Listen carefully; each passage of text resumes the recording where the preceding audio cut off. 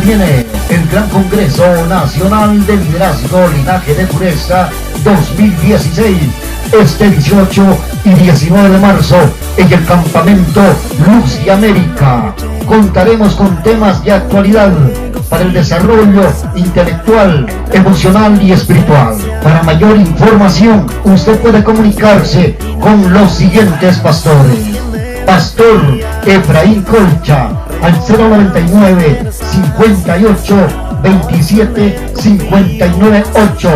Pastor Marcelo Sánchez, al 099 75 32 13 8. Pastor Celso Franco, al 099 93 51 99 8. Pastor Marco Rogel, al 096 93 92 09 4.